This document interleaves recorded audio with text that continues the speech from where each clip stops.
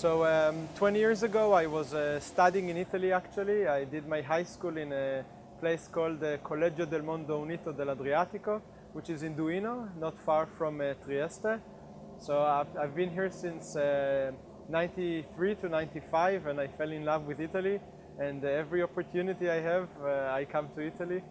And for me, coming here is giving back to the Italian community. I've gained so much from the Italian culture, and it closes the circle for me.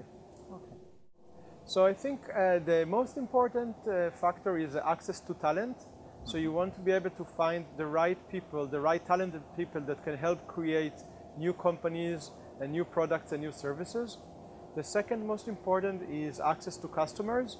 In startups, a lot of times when you need to be in the market when your product is really not ready to sell, but you need to have your first customers that will be testing your product and will have patience and will help you to understand what are their true needs.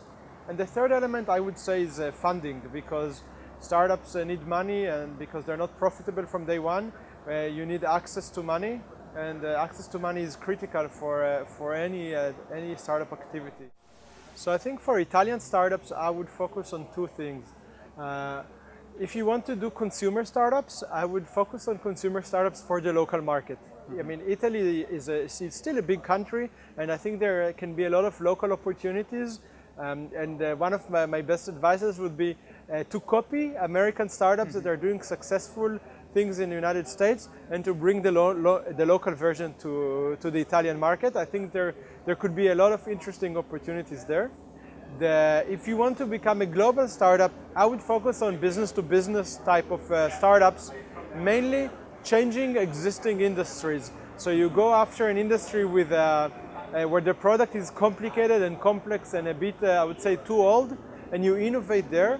And you would use the Italian market as your beta customers and as your pilots. And once you've learned from your experience with the Italian companies that you would get through your own network, you are ready to go to the next stage of going international. That would have been my advice.